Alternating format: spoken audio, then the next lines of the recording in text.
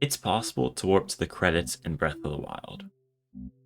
It's also possible to skip the Great Plateau without obtaining the paraglider. It's even possible to get the Old Man's Lantern in Link's hand. While this may seem like a fantasy, it's actually completely true. Now that doesn't mean that someone like you or I can ever hope to do this ourselves, but that doesn't make it any less possible. In fact, the chances of this happening are so low that it would take years on average for this to happen once. This mysterious glitch I have been alluding to is called Item Stack Underflow, or ISU for short, and it's what enables us to execute these crazy feats. The inventory system in Breath of the Wild is made up of two interconnected lists, List 1 and List 2. List 1 is the visible inventory that the player sees. This includes weapons, bows, shields, materials, key items, and everything else in your inventory. List 2 is like a pool of available inventory slots. It is not seen by the player, but it keeps track of how many inventory slots are still available to be handed out to List 1.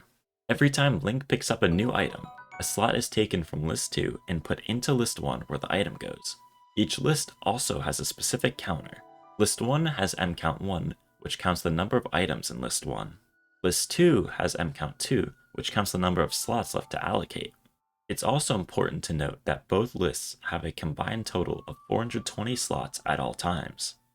To aid in my explanation of this, I will have Chef Link accompany me.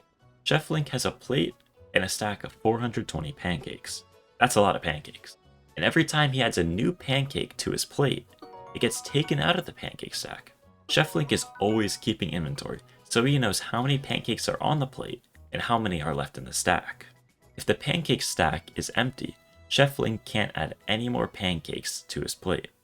It's possible to offset both M counts from their respective stacks using a glitch called Inventory Slot Transfer, or IST.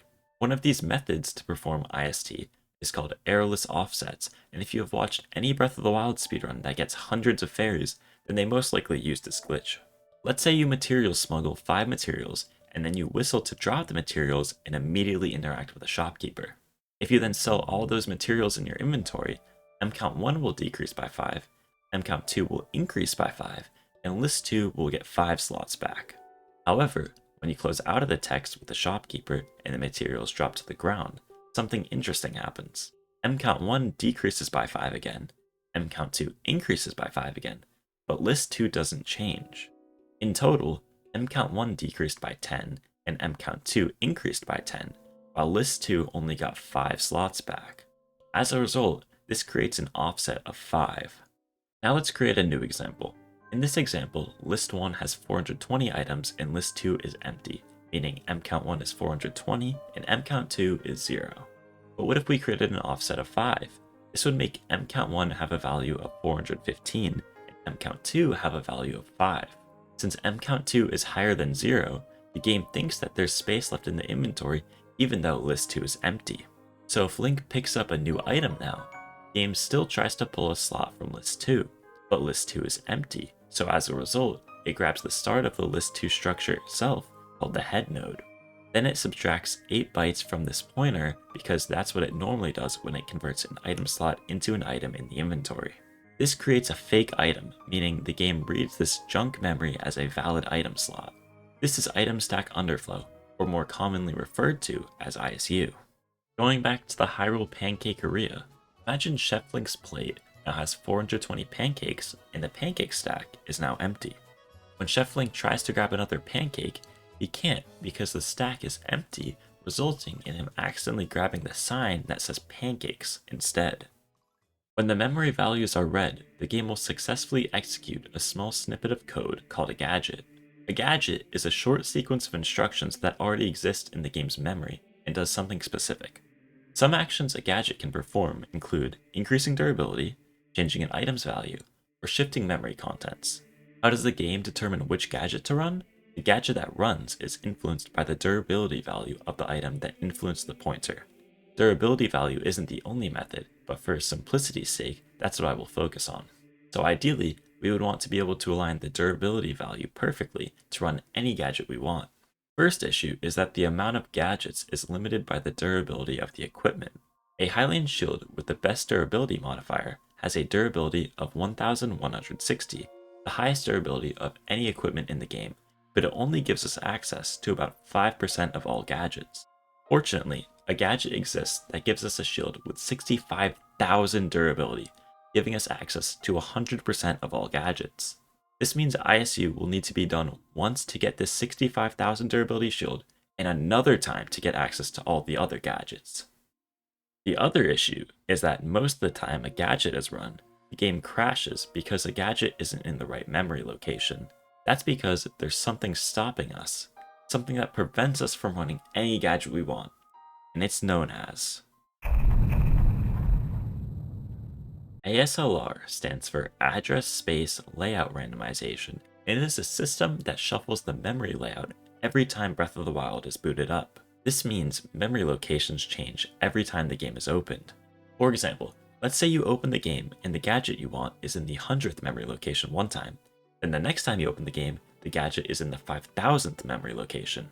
This makes exploiting ISU extremely difficult since the memory layout is not consistent and there's no way to manipulate the memory.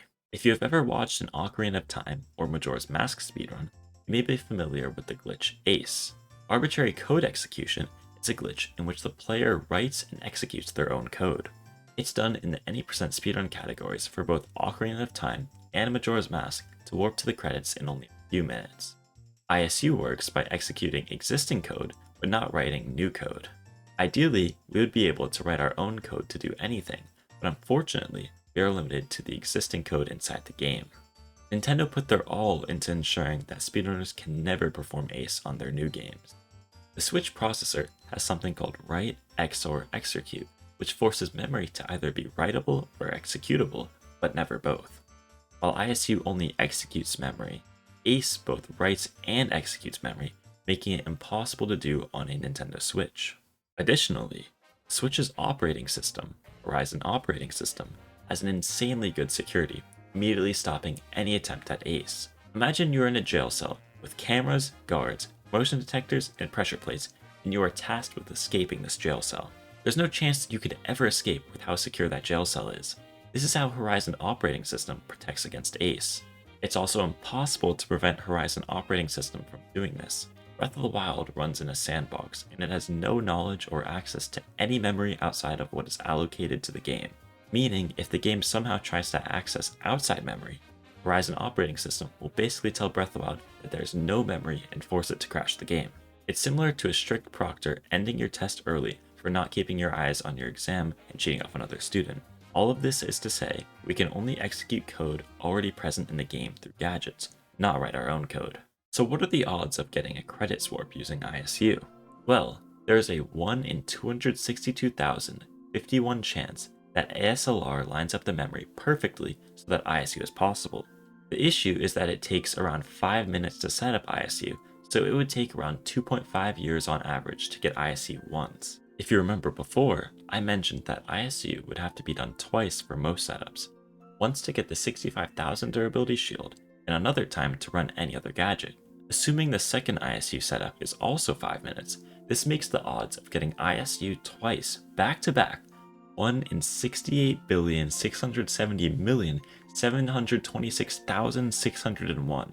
With those odds, it would take over 650,000 years on average to get ISU twice in a row for a credits warp. And this is why ISU will never be done in any speedrun. Despite ISU being an interesting and complex glitch, I'm actually glad that it will never be done in a speedrun. While it would be cool to do a credits warp, I find it more fun to experience more of the game and perform many unique glitches. Ocarina of Time any % is a nice speedrun, but all dungeons MST and 100% no SRM are way more entertaining to watch. Similarly, Majora's Mask any % is a cool watch, but any % NMG, all masks, and 100% NMG are way more entertaining to watch. Learning about ISU has been a difficult journey with how complex it is, but it's given me a new appreciation for the glitches we already have. Big thank you to Lightdose and GTA Panda for helping me understand ISU and write the script for this video, and thanks to all the glitch hunters that have helped research and development for ISU. I hope this video was as entertaining and informative for you to watch as it was for me to make. Thank you for watching. See ya.